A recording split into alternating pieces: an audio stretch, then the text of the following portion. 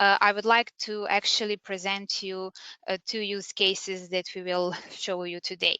So the idea is actually to demonstrate you how these two solutions seamlessly work together in practice, how data is integrated, and how different user roles are actually supported to these two solutions. So in the first scenario, we will show you the simple, more complex claim event, such as a car accident, and then you will have opportunity to see how claim can be handled manually by engaging claim technician, claim handler, and claim manager. And in the second scenario, we will demonstrate you less complex claim event, travel cancellation, and you will have opportunity to see how claim can be automatically settled in 𝐻𝐻𝐻𝐿. So we will start with this first scenario when our client had a traffic accident and he wants to report the claim via chatbot.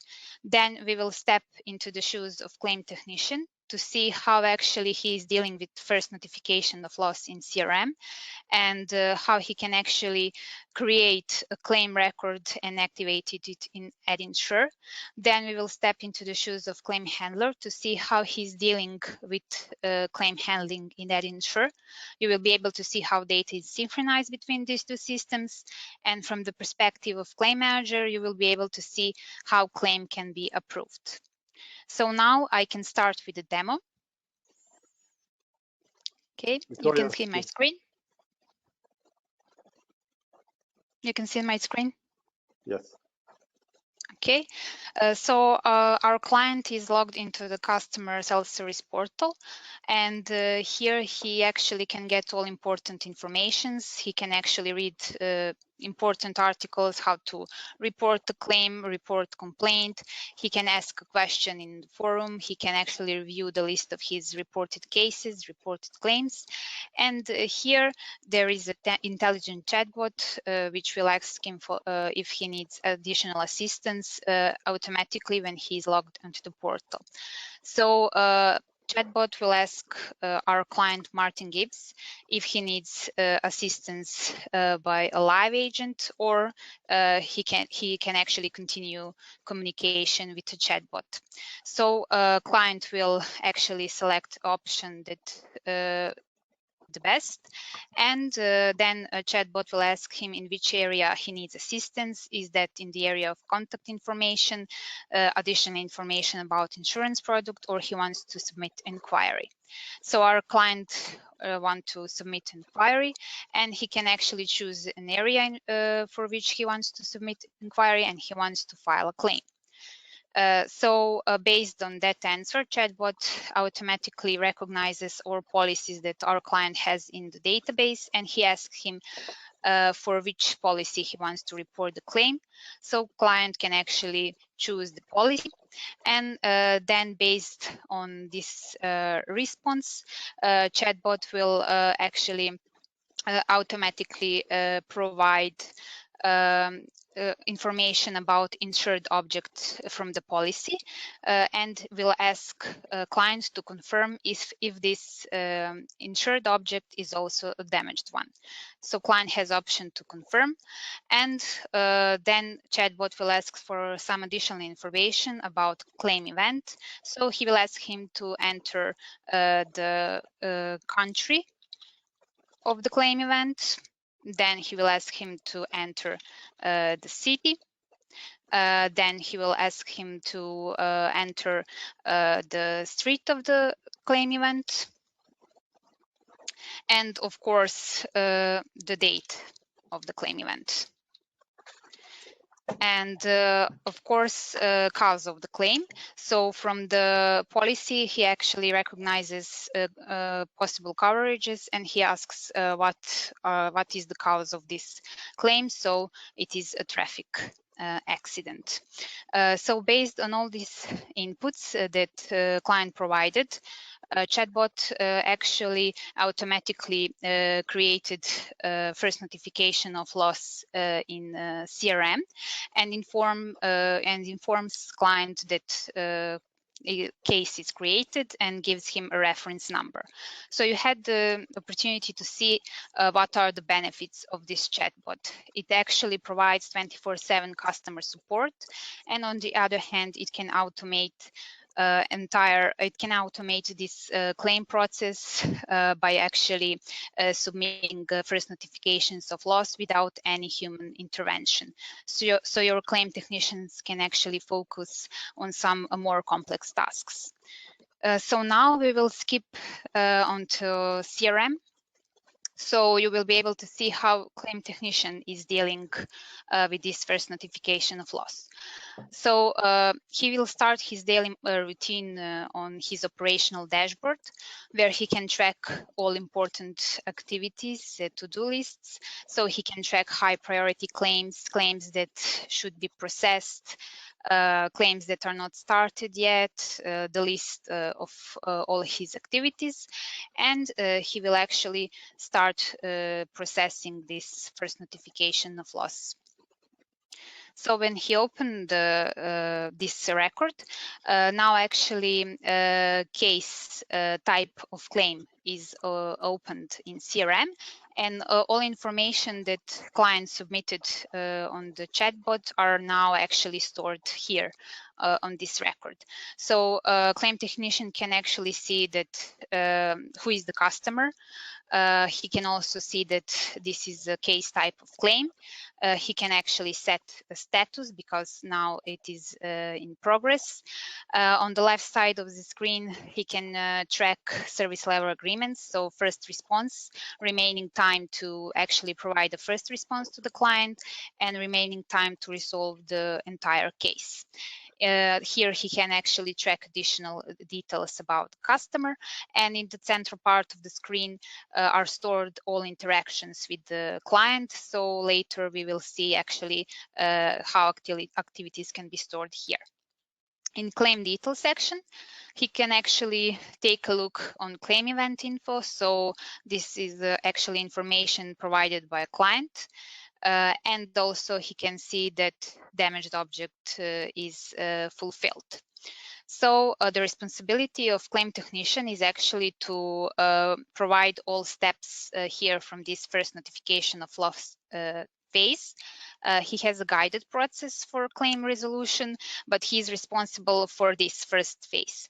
And other phases are actually just showing us how claim is further handled in Insurers. So first thing to do is actually to decide if this first notification of loss is valid and if claim record should be created. So in this phase, he can actually check what is the origin. So it is a web due to it is created via chatbot. He can check priority. So there is a rule that all first notification of loss reported to a chatbot are actually of high priority, and he can see that also policy is attached here. So first thing to do here is actually to check if policy is valid. So he can actually take a look on policy, and also he can check on policy details, insured object, as well as contract parties. So on insured object, he can additionally check if this object is also insured for reported risk. So he can actually conclude that everything is okay regarding the policy, and if he needs additional information about policyholder, he can just actually go to Client 360 view of this customer to get additional information about him. So here he has all important information, standard personal information and contact information, but also all his products, communication channels, and key figures about policies and claims. So based on all this information, he can actually provide personalized experience in further communication with the client. So now when he has actually all important information about this client, he can actually proceed with first notification of loss. And here in this phase, he will actually enter the line of business. for which this claim will be reported. So that is car insurance. Then he has to enter a claim event and claim type. Damaged object is already fulfilled automatically, and he needs to provide a first response to a customer. When he wants to provide a first response, he can do that via different communication channels such as phone call, email, but he can also send him a portal comment during bearing in mind that client had a customer self-service portal. So he can simply here create a portal comment and ask him to, for example, provide a photo of damaged object.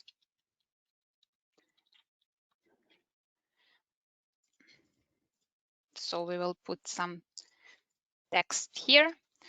And once he actually completes this portal comment, this comment will be automatically displayed onto the self-service portal for a customer. And you can see also here that activity is recorded. So claim technician can actually finalize this last step because first response is sent. And once he is done with this part, then we can see actually that this first response SLA will be automatically set to succeed it. So now we can actually take a look how this claim portal is presented to a client. So he can actually logs into the section My Claims, where he can review the list of his first notification of loss and claims. And here we can see that actually he has already one claim which is registered and one first notification of loss which is in progress. So he can open this record to see more details. And here he can see actually that this first notification of loss is in progress. He can check information that he's already submitted. And here he can see that claim technician asked him for additional documentation. In this case, this is an image of damaged vehicle.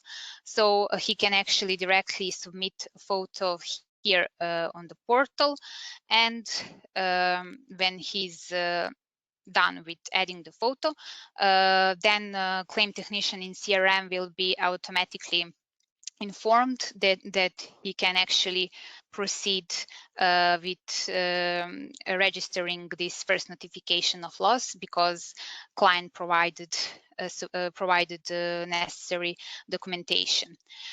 So here we can actually, in claim details section, we can see in images preview a photo of damaged vehicle, and when all important information is actually submitted, then claim technician can move to a next phase, claim handling.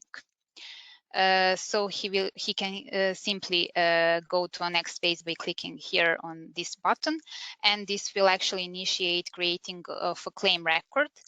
And all important information from first of notification of loss will be actually stored here on claim record. So you can see that actually claim type is defined, the line of business, claim event, claimant data, also policy here is stored. So all information from first notification of loss that are relevant for registering the claim.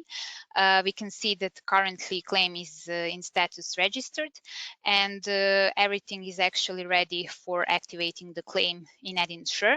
So client can actually claim technician can actually click here to send the claim to Insure, and now we can see that claim activation date is populated and the claim gets activate status.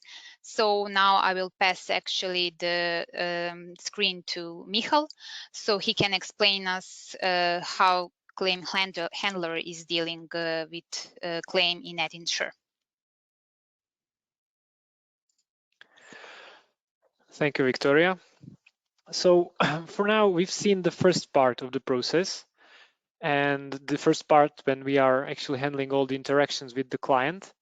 And now we will be moving back to the back office side of this story. And let me just share my screen. And we will be assuming the role of the claim handler, which is actually the person responsible for any future handling and processing of claims, including also closing of the claim one way or another. And for that, I will simply log into the system. I will be using 𝐻𝐻 for all of these processes for the claim handler. And I will log into the system as a handler, and similarly to what the claim technician had, I will open my dashboard, and I will open my, I will display all my open tasks. And we can see that I have one open claim here. So this is a new claim that I'm supposed to handle, I'm supposed to take care of. So I can simply follow the link and get to the overview of the claim document. So there is one thing that I would like to briefly explain, well, one terminology that I will be using quite a lot, and it is a document in the concept of 𝐻𝐻. So the document in our view is an entity that has its own data structure, it has its own workflow, even its own API, which gives us these possibilities to communicate with other systems as well.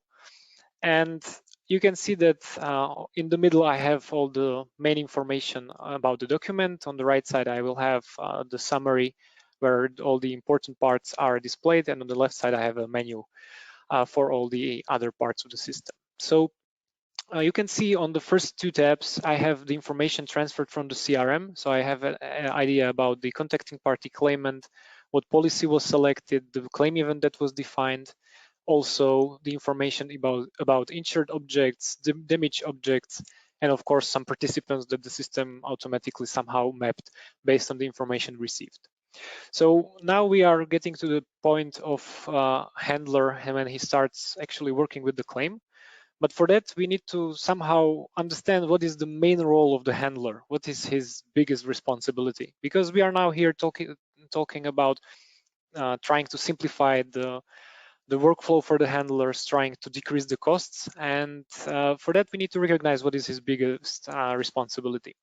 So the handler actually needs to perform the decision on the basis. So he needs to confirm and decide on the basis and to provide this information whether we are going to or how we are going to continue with handling this claim.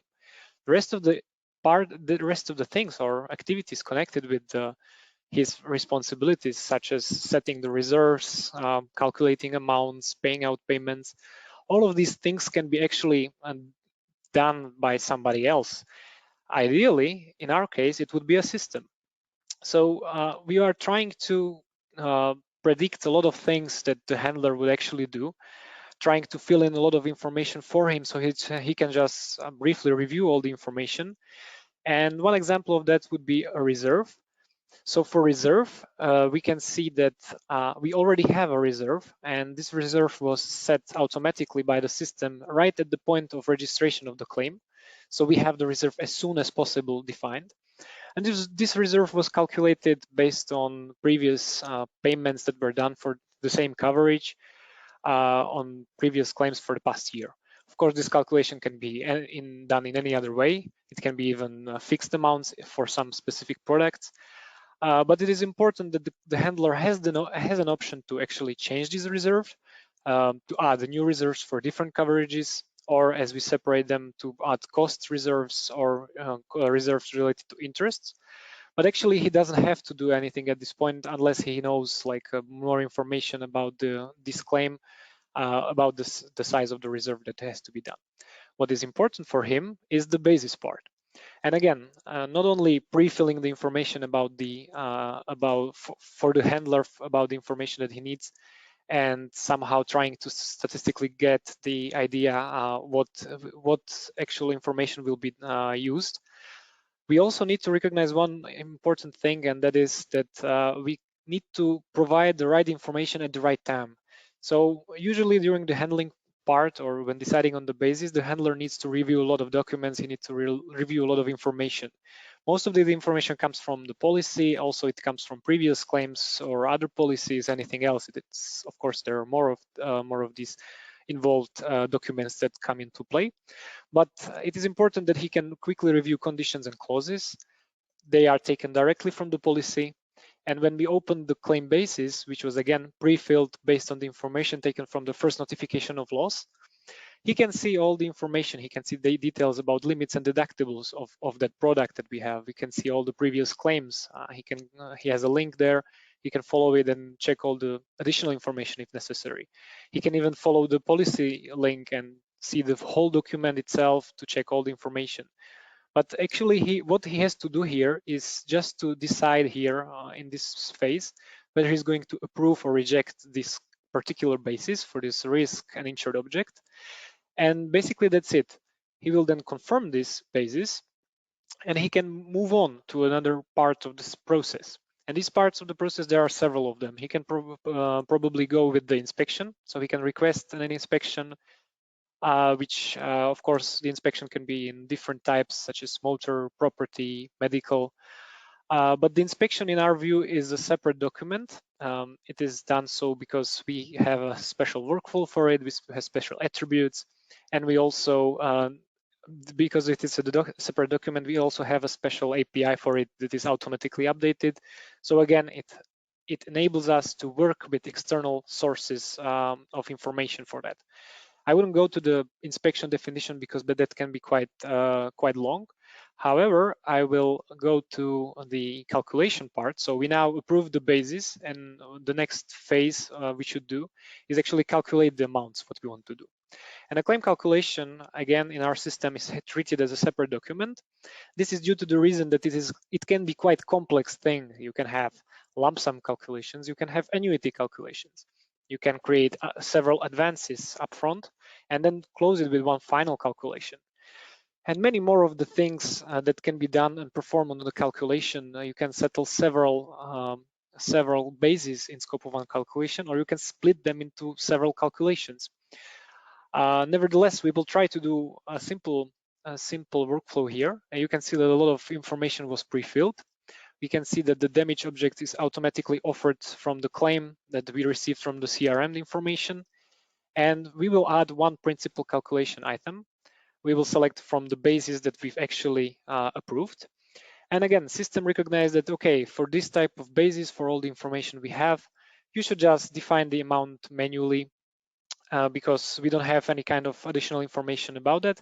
If we would have, or if this would be a different type of product, for example, for a calculation of number of days, of course, this calculation will be done in a different way. What we can see here that the deductible already kicks in, meaning that we've defined 5,300, but the amount of payment is actually lower. Of course, if the limit would be lower, then it will also affect the final amount. Actually, the last thing that we need to do here in this simple example is to define the beneficiaries. So we have beneficiaries for all the items on the calculation, and we can define several beneficiaries so they can split the share of the percentage of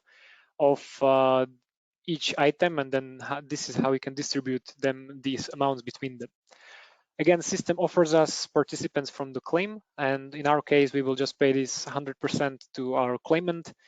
And this is basically what we need to do. We need to now confirm the calculation. And you can see that the system says, okay, the reserves will be adjusted automatically. This is due to the reason that this is a final calculation, meaning that we don't expect for this coverage to have any additional amounts being defined.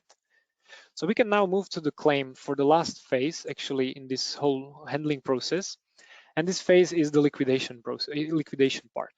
So for the liquidation, it's just basically how we want to send this money, how the beneficiary will receive this money that we have just approved.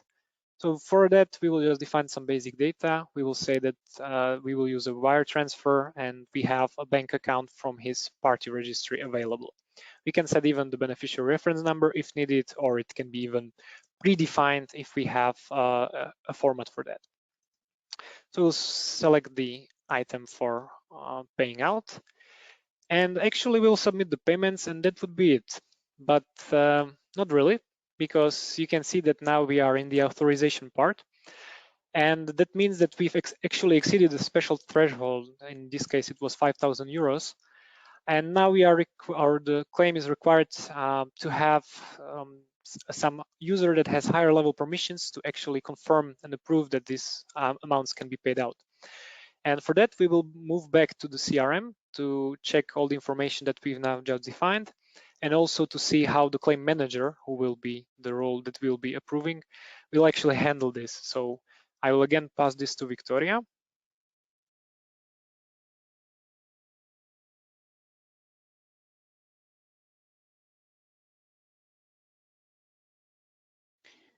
Well, thank you, Michal.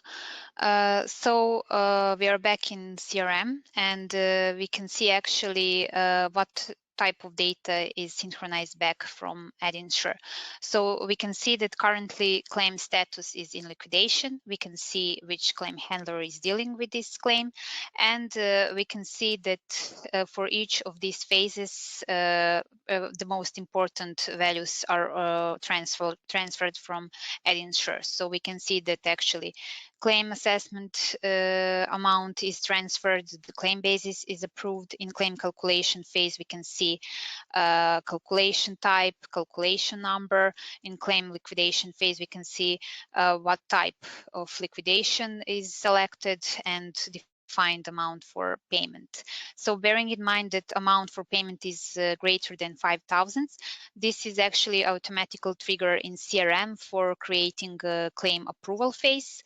And we can see that currently claim is waiting for approval. So email notification is sent to claim manager to confirm actually this claim amount. So we can see actually how this approval looks for a claim manager. So he can see all important information about this claim, and he can also open this link for more details in CRM.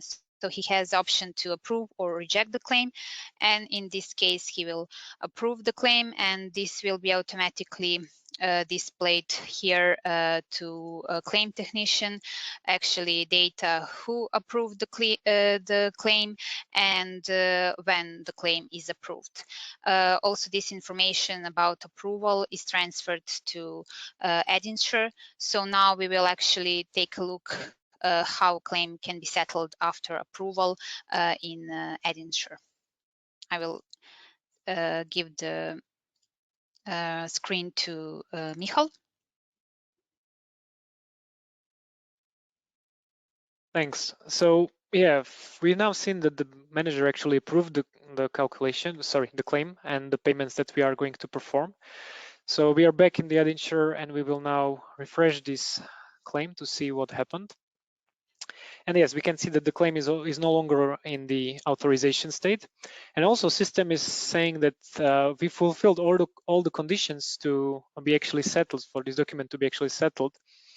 And it offers us an option, okay, we can go ahead and do this part right now because there are basically no more unapproved bases, there is no open calculation, there are no unprocessed payments. So basically everything is set as it should be.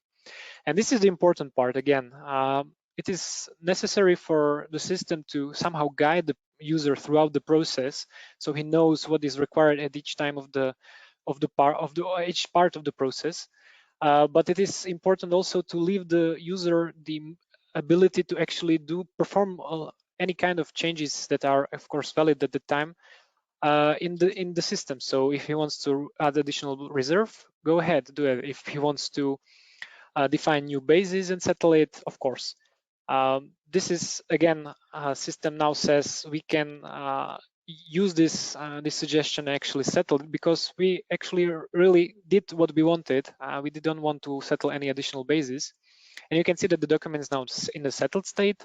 All the information is read-only, so I cannot change it unless I will reopen this claim. And if we will have a look at the reserve, we can check the reserve tab, which has some kind of statistical information and also analytical information that we have and with what we did actually, but we actually didn't do anything. So this is the thing, that the system is doing a lot of things for us. meaning you see now the reserve is at 0 because we have a settled claim and we cannot have an open reserve on a settled claim. But you can see that there was a decrease when we confirmed the calculation. So we knew that this is the final amount that we are going to pay. And also an additional thing is that the system closed the reserve when we settled the claim, so when we finish this. One additional thing to have a look here is the payment orders. So these are the payments that were processed. One payment order was created. And again, in our view, this is a separate document. The payment order is a separate document that is actually handled by the accounting department. So this is no longer an issue for the handler. And actually his work is done.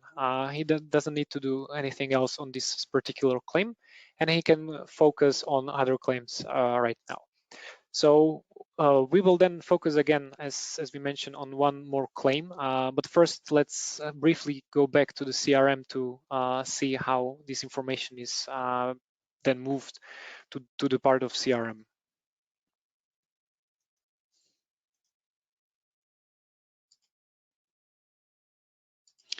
Okay, so in CRM, claim technician can actually check the final status of the claim.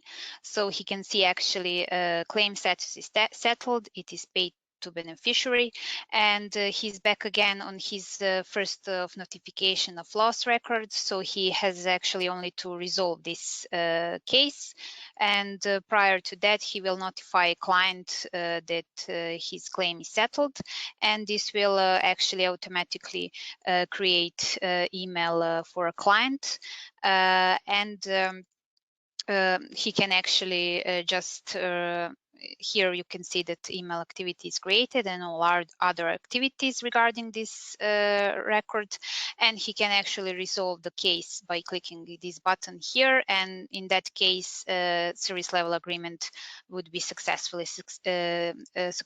finished. So in the second scenario we would like to demonstrate you one simple claim. So we will assume also that our client Martin Gibbs already submitted a claim via chatbot, actually first notification of loss, and our claim technician already prepared everything for activating the claim in 𝐻𝐻𝐻𝐿. So currently he actually has a claim record which is registered, and we can actually just check what is the cause of claim. It is a cancellation due to air traffic restrictions, and we can also see that this claim is a personal claim, who is the claimant, and if we want, we can actually check additional policy details. So it is actually a product type of policy. So claim technician can actually send this claim to 𝐻𝐻𝐻𝐿, and once he is click on the button, we can see that this claim status is automatically set to settled, and also we can see that for each of these phases, data is already pre-filled. So claim assessment is filled. In claim liquidation, we can see that amount for payment is defined, and that actually it is paid to beneficiary, and client is automatically notified. So now Michal will explain us how this automatic claim settlement is configured in 𝐻𝐻𝐻𝐿. Yeah, sure. So you could see that the claim was already set to settled right after it was sent to 𝐻𝐻𝐻𝐿. And how was that possible? Well, you can guess that this claim was handled a bit differently, and we can have a brief overview for these types of claims to see the last one, actually this one, and that would be our claim that we did that actually now Victoria sent to 𝐻𝐻𝐻𝐿. But you can see that this claim is already settled. So basically this claim, we recognize that it can be performed automatically. We can actually perform a lot of things, all of decisions by ourselves, because this is a simpler type of claims. We even have less information here. We don't have any information about the calculations. The claim basis was actually approved automatically. The reserves, okay, now they are of course at 0 because it is settled, but for a brief moment it was increased and then decreased back. And we of course paid out the amount that we wanted to.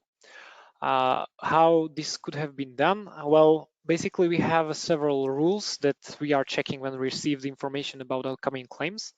And in this case, in this scenario, this is a travel claim that actually is, as Victoria mentioned, the flight was cancelled, and we can get this information. We can also confirm this information from some external software such as aviation logs that basically we have this flight was actually cancelled, and we also have some additional subset of rules for that, based on which we can decide whether we want to handle this claim automatically or not. And for that, because how do you show that something was done automatically, right? It was done in an instant. But I can briefly show you how actually the system decides on these things, on these claims, whether to process them automatically or not. So we have our own tool, our own solution that we use for actually working with our system, to configure our system, to change basically everything in the system. And it's an extension of the Visual Studio Code. And in this extension, we actually are working with the rules. And one of these rules that we have is this rule that I've been talking about the travel. And we can see that it's a very, very simple rule for this in this case, because again, we know that the flight was canceled. We have some basic data, some two inputs that are coming into the decision. And the decision itself, it can be configured any way you want, any combination of information. And the result, you set it out, basically what kind of result you want to see, whether the claim is automated or manual. Of course, this rule is quite simple. If I would have a look at one of the rules that is more complex, for example, in this case, this is a premium calculation, but you can see that the rule is a bit more complex, and this is how it can look like, how you can define these rules. So everything that we do here in this solution or in this extension is actually reflected here, and we can use this for easy configuration of workflows, UIs. Basically, business person can actually work with this and configure these things. And as I said, we can use the internal decisions or the decisions that are done in this decision table that I've shown you. So this was a DMN standard, or we can also incorporate some external services if we have, for example, some kind of dedicated machine learning algorithm that will provide this information for us. So that is also an option. And with that, I would like to wrap it up and shortly summarize what we've seen today, because we still want to have some time for questions and answers. So basically today we saw a strong connection between two systems. Each of these systems is dedicated to a different area of the whole process. And on one hand, we have the BE-terna CRM for handling all the interactions with the client, all the interactions that the claim technician is performing. On the other hand, we have Insurers to simplify the process of internal insurance handling and decisions. And with that, I would like to thank you for your attention. And now I would give some time and give space for the Q&A session. So thank you very much.